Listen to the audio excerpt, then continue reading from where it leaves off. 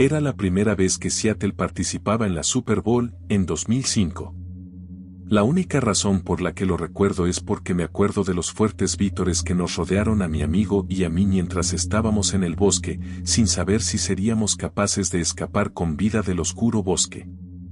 En aquel momento, los vítores parecían más bien gritos. Me explico. Yo era una chica de 14 años a la que le encantaba montar en monopatín con su mejor amiga. Éramos pequeñas y punk a las que nos encantaba explorar y montar en monopatín. Mi amiga estaba en mi casa, pero todo el mundo estaba absorto con el partido de fútbol. Todo el barrio estaba lleno de ruidos de gente animando a los Seahawks. Era, y sigue siendo, un barrio seguro y normalmente tranquilo de clase media alta. Eran las 7 u 8 de la tarde, pero ya estaba muy oscuro. No muy oscuro, pero sí el azul más oscuro que permanece hasta medianoche. Mi amigo tenía cigarrillos y decidimos que íbamos a escaparnos en monopatín al bosque. Bajar la calle para fumar y pasar el rato en el bosque. El bosque era una larga extensión de bosque que descansaba en medio de nuestro barrio. A cada lado, empinadas laderas corrían hacia arriba y chocaban con las vallas de las casas de la gente. Todo el mundo lo llamaba Cinturón Verde, porque la única entrada estaba al principio y la única salida en el otro extremo. Daba la sensación de estar en una especie de valle, rodeado de árboles y casas a lo lejos. Todos los niños del vecindario lo exploraban, y no era raro encontrar senderos ocultos que llevaban a fuertes improvisados.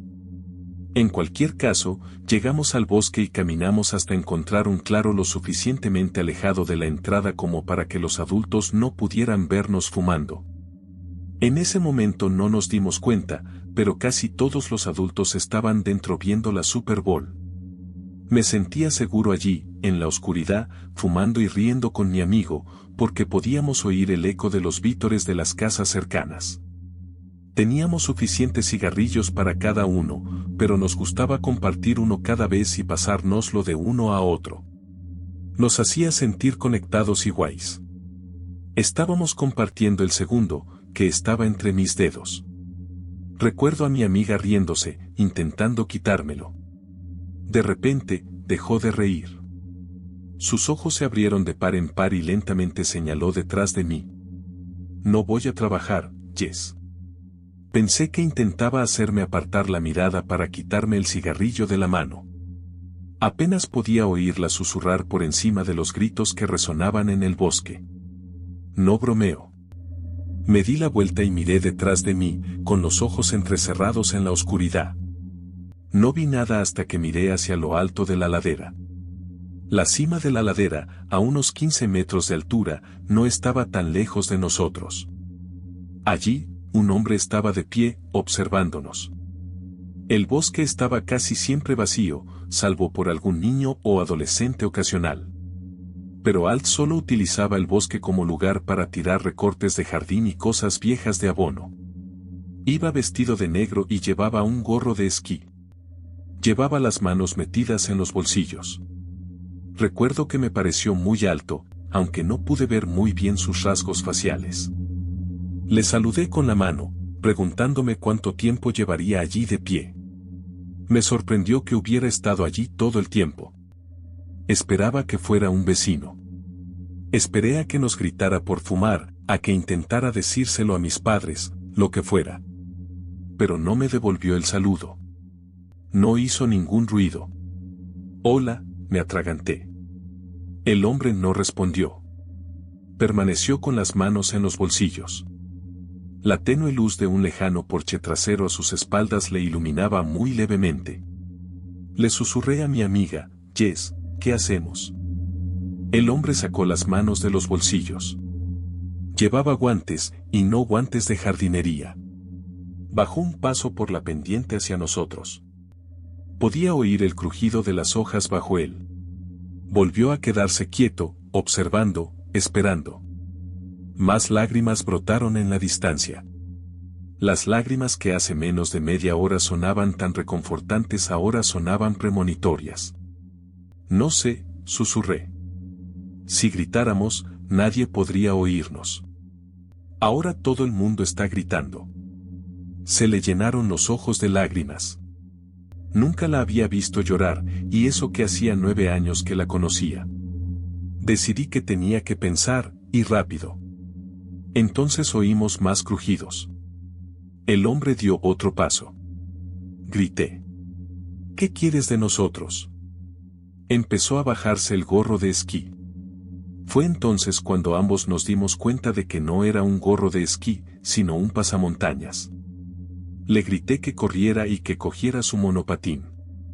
En ese momento, pensé que podríamos golpearle con nuestro monopatín si intentaba algo, probablemente una tontería teniendo en cuenta que cada uno de nosotros solo pesaba unos 100 kilos o menos. Nos levantamos y salimos corriendo del bosque. Como en una película de terror, el hombre se limitó a caminar a paso rápido tras nosotros. Supongo que no corríamos muy rápido porque cada uno llevaba un monopatín en la mano. Una vez que salimos del bosque, fue todo cuesta arriba de vuelta a mi casa. El hombre estaba a una distancia de una casa más o menos detrás de nosotros. Se había vuelto a subir la máscara. Quería llamar al timbre del vecino. Gritar. Cualquier cosa. Pero teníamos mucho miedo. Asustados de que nadie pudiera oírnos. Asustado de que si corría a casa de un vecino no estuvieran en casa. Corrimos tan rápido como pudimos colina arriba. Estábamos a unas 3 casas de mi casa cuando el hombre detrás de nosotros se detuvo. Seguimos corriendo. Llegamos a mi casa, con la respiración agitada y cubiertos de tierra de tanto correr por el bosque. ¿Qué acababa de pasar exactamente?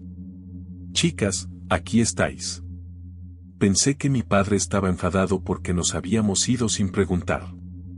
En lugar de eso, simplemente suspiró y dijo, bueno, los Seahawks acaban de perder la Super Bowl.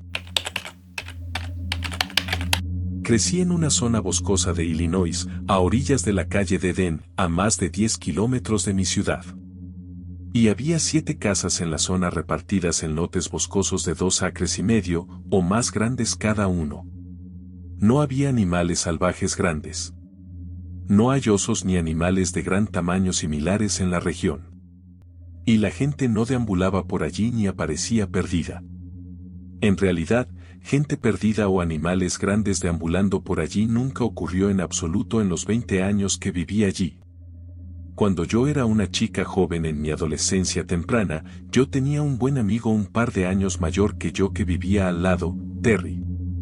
A Terry se le permitía salir con sus amigos mucho más tarde que a mí, y a veces se acercaba a mi patio después de llegar tarde a casa y tiraba piedras desde la zona de grava que había fuera de mi ventana para charlar. Mi cama estaba justo al lado de la ventana. Abría la ventana y susurrábamos historias y charlábamos un rato. Mi ventana del segundo piso daba a nuestro patio trasero y su casa estaba al lado. Desde mi ventana podía ver su casa por encima de los arbustos y el camino de entrada. A menudo sabía si estaba fuera. La luz estaba encendida sobre la puerta lateral de entrada o ya en casa. La luz estaba apagada. Un día de verano, cuando mi ventana estaba abierta, oí un coche en su entrada dejándolo. Yo tenía probablemente 14 años y era alrededor de medianoche. Oí que Terry salía de un coche y hablaba con sus amigos. Pronto, sus amigos se alejaron. Llamé en voz baja, lo más alto que pude sin despertar a mis padres, pidiéndole a Terry que se pasara a charlar.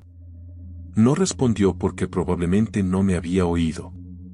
Entonces se me ocurrió una idea no tan brillante para escabullirme fuera y asustarle.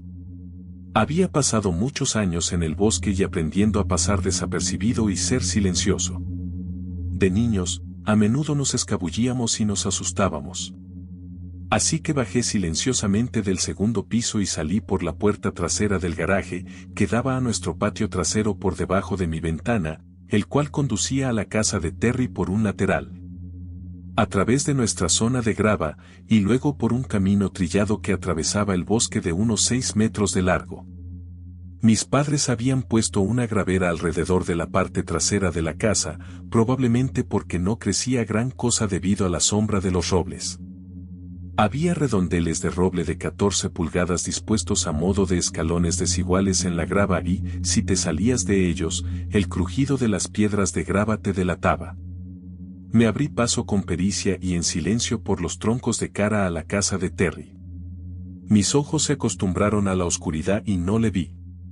Además, en ese momento, oí cerrarse la puerta de su casa y apagarse la luz que indicaba que había entrado, probablemente para acostarse. Esperé un poco porque me pareció ver algo moverse en el bosque entre nuestras casas, pero no en el sendero que siempre utilizábamos. Si no usabas el camino, había rosales silvestres y frambuesos que tenían espinas y era doloroso atravesarlos si no tenías cuidado. Así que me pareció extraño que estuviera en el bosque, pero tal vez quería asustarme como yo estaba tramando hacerle a él. Vi algo de tamaño humano y oscuro moviéndose por el bosque, lento y deteniéndose de vez en cuando, como yo.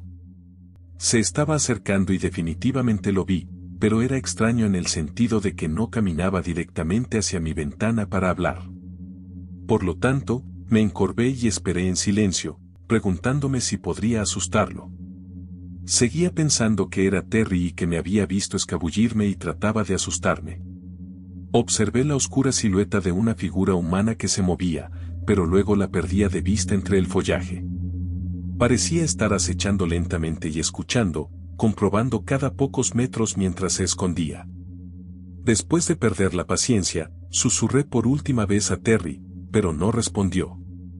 Me aburrí de esconderme y agazaparme, así que volví silenciosamente de puntillas hasta la puerta de mi garaje y entré de nuevo en silencio, cerrando con llave mientras avanzaba.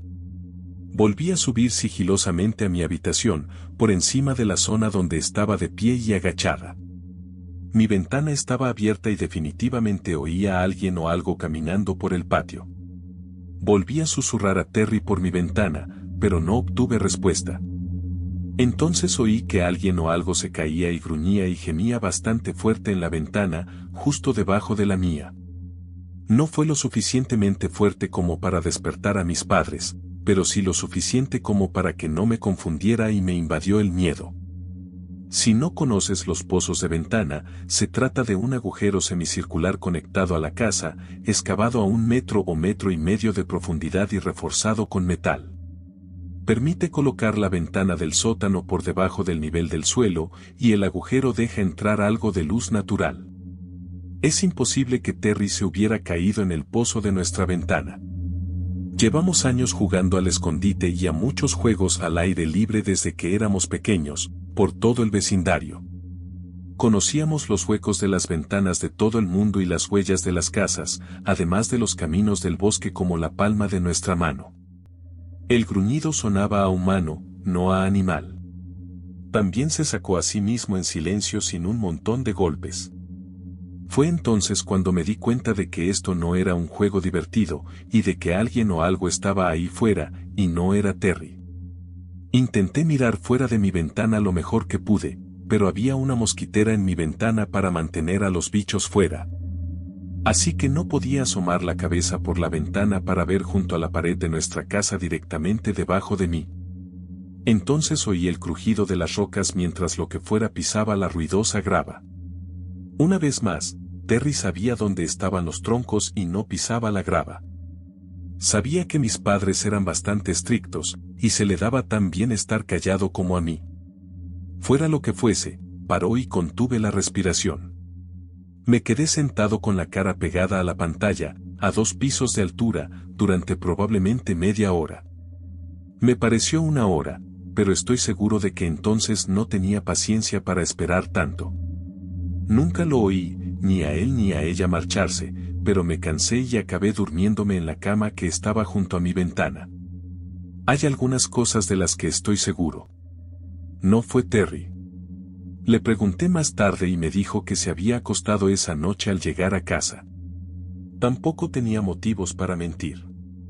Estoy bastante seguro de que no era uno de nuestros vecinos, y no se me ocurre ninguna razón por la que una persona estaría allí. Teníamos pocos vecinos y solo en otras 2 casas de las 7 había niños. De nuevo, estas 7 casas estaban repartidas en al menos 2,5 acres por casa. No había animales grandes en la zona. Solo había algunos ciervos por los alrededores, pero los cazaban y no se acercaban a las casas. Además, nuestro perro siempre los espantaba. Hace años, cuando aún era un adolescente, mi amigo Justin y yo solíamos hacer long walk por la noche, ya que mis amigos y yo éramos bastante noctámbulos. Nos encantaba la libertad de no ver casi nunca a nadie en las carreteras o caminos que frecuentábamos. Incluso cuando utilizábamos carreteras principales, era muy raro ver un coche tan tarde en una zona tan rural. Y podías verlos y oírlos venir desde muy lejos debido a sus faros y al ruido del vehículo que interrumpía el apacible silencio de la noche. En aquella época nos gustaba mucho y a menudo recorríamos kilómetros y kilómetros en nuestras tablas, a veces sin llegar a casa hasta que salía el sol. Una noche en particular, decidimos dar un paseo a kilómetros de nuestras carreteras secundarias habituales para tomar una de nuestras rutas ocultas favoritas. Empezaba por un estrecho camino asfaltado que era el único trozo de tierra, separando dos orillas de un largo lago. A menudo se hundía debido a la lluvia y queríamos aprovechar la oportunidad de utilizarlo antes de que lloviera y se volviera a hundir. Tenía unos 3 kilómetros de largo y era muy relajante recorrerlo por el paisaje. Tras llegar al final del lago, decidimos seguir avanzando y girar por un sendero muy cercano que conducía directamente a una preservación de la naturaleza densamente arbolada. Al llegar a la primera colina, miramos hacia abajo, hacia la negrura. Ambos vimos lo que parecía ser una pequeña bola de luz tenue que se movía. Se movía de forma extraña y era muy difícil distinguir qué era. En lugar de apuntar con la linterna, lo observamos con curiosidad durante unos instantes, susurrando entre nosotros qué podría ser. De repente, esa pequeña luz se convirtió en múltiples luces cegadoras y ruidos de revoluciones extremadamente altos, abrumando nuestros sentidos que se habían acostumbrado a la oscuridad y al silencio. Por puro miedo, nos dimos la vuelta y corrimos tan rápido como pudimos, oyendo gritos y revoluciones detrás de nosotros. Por pura suerte, conseguimos salirnos del camino y llegar a un agujero muy oscuro y lleno de maleza en la ladera de una colina, con vistas al lugar del que acabábamos de salir. Decidimos escondernos en la cavidad natural de esta colina, con la esperanza de que las plantas y la oscuridad fueran suficientes para protegernos de lo que estuviera ocurriendo ahí fuera. Vimos cómo nuestros perseguidores se acercaban al lugar donde habíamos estado. Eran 4 hombres, 2 en cuatriciclos y 2 en motocicletas de gran cilindrada. Se estaban gritando algo, pero no podíamos entender lo que decían debido a la distancia que habíamos recorrido. Nos sentimos lo bastante seguros como para susurrarnos en voz muy baja y especular sobre quiénes podrían ser esas personas. Lo primero que pensamos fue que podrían ser algún tipo de guardabosques. Aunque nunca habíamos visto uno por aquí en las muchas veces que habíamos pasado y, sinceramente, dudábamos de que este condado tuviera el presupuesto o incluso el deseo de tener a alguien patrullando los bosques profundos por la noche. Además, estos hombres iban en vehículos totalmente inapropiados para los senderos pavimentados para bicicletas y estaban muy enfadados por algo. Nos llamaron durante un rato, gritando cosas como, sabemos que estáis ahí fuera. Podemos verlos. Salid. Permanecimos en silencio y decidimos seguir su farol en lugar de huir. Al final, oímos claramente a uno de los hombres gritar, encontradlos ya, y romper una botella. Eso había borrado cualquier esperanza que tuviéramos de que solo fueran guardas del parque. Vimos cómo se separaban, cada uno siguiendo un camino distinto por la serie de senderos de sus vehículos, incluido el camino por el que habíamos venido. Tardamos una eternidad en movernos. Estábamos aterrorizados dentro de aquel foso, viendo cómo las luces de los vehículos se desplazaban por el bosque y los senderos, y como uno de ellos daba ya la vuelta completa y pasaba por el punto del que había partido. Pensé en pedir ayuda, pero tenía demasiado miedo como para abrir el teléfono, por temor a que incluso la más mínima luz delatara nuestra ubicación. Después de esperar a que las luces de los vehículos llegaran a su máxima distancia, Por fin me armé de valor para levantarme e intentar huir a algún lugar lo bastante lejos de aquella gente como para poder hacer una llamada con seguridad. Corrimos todo lo rápido que pudimos por el bosque. Como sus faros delataban su ubicación en estos caminos, volvíamos a escondernos cada vez que sentíamos que se acercaban demasiado. Nuestros escondites disponibles iban empeorando progresivamente a medida que el bosque se hacía menos denso y el miedo que sentí esperando a que uno de ellos pasara por delante de nosotros. Mientras básicamente solo estábamos cubiertos de hojas y plantas, puede que siga siendo inigualable a día de hoy. Finalmente, salimos del bosque y llegamos a la intersección de dos carreteras principales, lejos de donde habíamos empezado. Nos agachamos en la cuneta para pedir ayuda. Cuando abrí el teléfono, me di cuenta de que tenía llamadas perdidas recientes de otro de nuestros amigos, Connor, con el que habíamos quedado mucho después de nuestra excursión en Longboard. Le llamé y le pregunté frenéticamente dónde estaba. La suerte estaba de nuevo con nosotros. No había renunciado a nuestros planes a pesar de que le ignorábamos, y estaba a solo unos kilómetros de distancia, dirigiéndose ya en nuestra dirección. Le di los nombres de las dos calles en las que estábamos cerca de la esquina y le expliqué que necesitábamos que nos recogieran enseguida. Aceptó venir a toda velocidad mientras Justin y yo esperábamos escondidos. Por suerte, Connor llegó antes que ninguno de aquellos hombres. Nos metimos en los asientos traseros de su coche, gritándole que saliera de allí, y se largó. El alivio no alcanza a describir lo que sentía al ser llevada a casa sana y salva después de todo lo que acababa de vivir. Después de explicarle a Connor todo lo que había pasado, terminamos por seguir con nuestra noche y decidimos no llamar a la policía.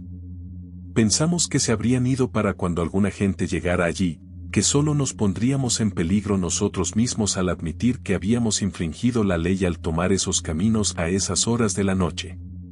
Todavía no tengo ni idea de lo que pasó, ni de quiénes eran esas personas. Amigos y familiares que han oído esta historia me han contado todo tipo de teorías. Algunos creen que nos acercamos a un gran negocio de drogas. Justin y yo admitimos más tarde que cuando empezó el delirio, y no podíamos ver, nuestras mentes se dirigieron directamente a un asesino en serie de una película de terror que blandía una motosierra. Así que supongo que podría haber sido mucho peor. Frustrantemente, lo que esos hombres pensaron que vimos y que les hizo desear tanto atraparnos, en realidad nunca lo vimos. Supongo que nunca lo sabremos. Actualmente tengo 31 años. En 1989, mis padres se divorciaron y, en 1990, mi padre se mudó a San Luis, Missouri, y se casó con la que ahora es mi madrastra. Mi hermano y yo pasábamos todo el verano con él y su nueva esposa, y estábamos encantados de poder corretear por el bosque, perseguir conejos y disfrutar del sol y las aventuras que surgen de la falta de supervisión mientras los padres trabajan. Vivían en South County, en un complejo de apartamentos barato pero aparentemente bien. Su edificio estaba en la parte trasera, junto a otro edificio de apartamentos que hacía esquina. Al sur había un pequeño barranco rodeado de árboles y otro complejo independiente. Al norte, justo detrás de la puerta trasera del edificio de papá, había una pequeña zona boscosa que se extendía a lo largo de la mitad posterior del complejo. Mi hermano y yo pasamos horas esa primera semana explorando estos bosques con nuestro recién descubierto amigo Paul, que vivía en el complejo con su madre. Y en el edificio contiguo al nuestro. Jugábamos al pilla-pilla. Construíamos fuertes con madera de la basura y utilizábamos objetos que encontrábamos en la caja de herramientas de mi padre para ayudarnos en la guerra de bromas que parecía haber durado mucho tiempo entre nosotros y los niños del otro complejo de apartamentos. Un día, mientras buscábamos el mejor lugar para construir, nos encontramos con lo que solo puede describirse como una choza de vagabundo construida a toda prisa. Había trozos de madera podrida clavados, con una lona azul desgarrada encima, formando una especie de tienda de campaña. Había señales de que se había encendido un pequeño fuego justo fuera de la tienda, lo que despertó aún más nuestra curiosidad. Éramos unos niños estúpidamente valientes, así que yo hice de vigía mientras mi hermano y Paul inspeccionaban el interior. Dentro de la tienda encontraron un montón de ropa enmohecida, una almohada manchada, un martillo, una linterna, una olla oxidada y restos de comida. Al principio pensamos que era el hallazgo más emocionante del verano. Mientras estaba allí de pie, empecé a sentir que se me erizaba la piel, de esa forma tan familiar que se siente cuando alguien te está observando. Advertí a los chicos de que tal vez deberíamos irnos, y me llamaron mariquita. En ese momento se me revolvió el estómago y sentí la necesidad imperiosa de alejarme de la zona. Finalmente les convencí para que dejaran la tienda en paz, recordándoles que teníamos que trabajar en nuestra siguiente idea de broma para los niños del otro complejo, y nos fuimos corriendo a hacer nuestras travesuras. Nos olvidamos de la tienda durante el resto del día, ya que había muchas otras aventuras que requerían nuestra atención, como la Nintendo, las guerras de bromas y el asalto a las neveras. Teníamos que volver a casa al anochecer, así que nos despedimos de Paul y nos fuimos a cenar al lado. La velada continuó con normalidad, y mi padre y mi madrastra nos dejaron la tele para que nos fuéramos a la cama. Nos advirtieron que no nos quedáramos despiertos hasta muy tarde. Mi hermano y yo nos sentamos solos en el salón, que tenía una gran ventana en la pared norte, junto al sofá en el que yo dormía. La ventana estaba abierta y entraba una ligera brisa de verano. Oímos pasos al azar en la parte de atrás, pero era el lugar favorito de los inquilinos, que eran fumadores, incluidos nuestros padres, así que no le dimos importancia. Seguimos derritiéndonos con la televisión y luego decidimos que queríamos picar algo, así que fui a la cocina a por los Cheez-Its y un refresco para cada uno. Cuando doblé la esquina de la cocina para volver al salón, se me heló la sangre. Había una silueta alta y oscura en la linde del bosque. Al principio me detuve, pero me asaltó el instinto de supervivencia, miré a mi derecha para asegurarme de que la puerta principal estaba cerrada y caminé con toda la calma que pude hasta donde estaba mi hermano, sentado en el suelo. Me senté y le dije en un susurro, Kelvin, ¿te acuerdas de la choza que hemos encontrado hoy? Creo que el hombre que la hizo está al otro lado de la ventana y nos está observando. No digas una palabra. No actúes como si supieras que está ahí. Actúa normal. Me escabulliré y cerraré las ventanas. Ya se lo explicaremos a papá por la mañana. A mi hermano se le salieron los ojos de las órbitas, pero luego asintió. La casa de mi madre estaba llena de violencia y habíamos aprendido a depender unos de otros para sobrevivir, así que confió en que yo nos mantendría a salvo. Me arrastré sobre el vientre hasta las otras habitaciones para cerrar las ventanas, y luego, con una respiración profunda y un subidón de adrenalina, deslicé la ventana del salón para cerrarla por un lado. De modo que no pudieran verme.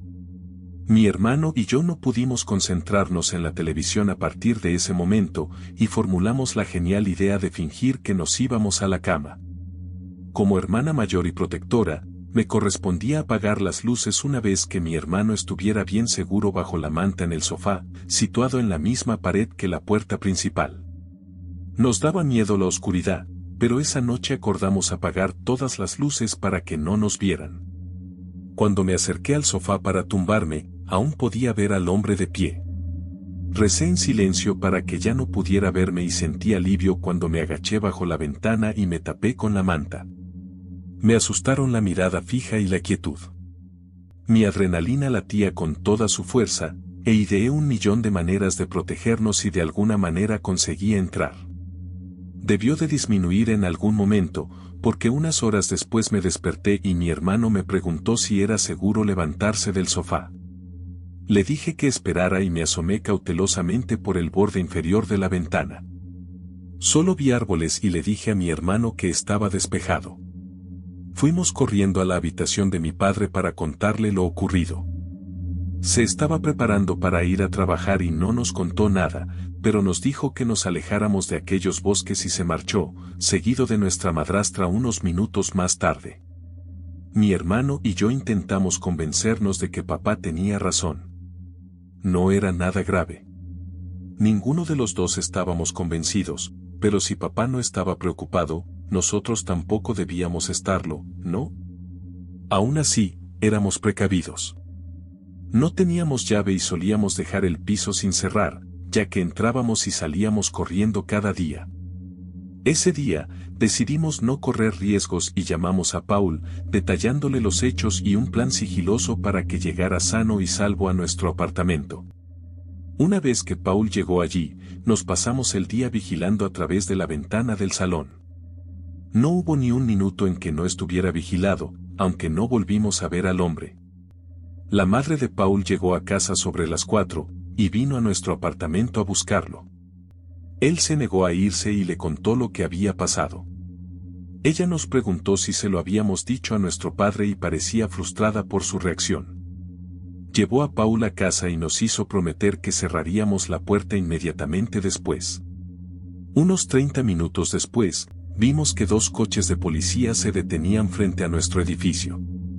Llamamos a Paul y nos enteramos de que su madre había decidido llamar a la policía por el hombre del bosque, temiendo por la seguridad de su hijo. Nos sentimos mucho más valientes con la policía allí, así que los 3 nos reunimos fuera para observar lo que ocurría.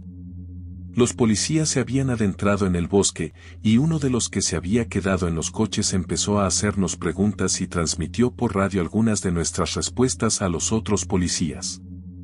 Al cabo de unos 10 minutos, 3 agentes de la ley salieron caminando de la arboleda.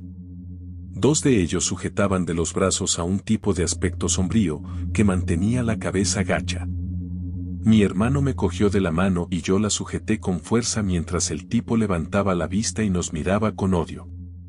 Le dije a mi hermano que nos salvaríamos, que la policía lo llevaría ya a la cárcel.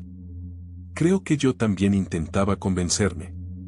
Lo único que sé es que estaba nerviosa, pero aliviada de que los hubieran encontrado, así como el cuchillo que llevaba encima. Cuando lo mostraron, casi me meo encima y me di cuenta de que habíamos sido increíblemente estúpidos, pero afortunados.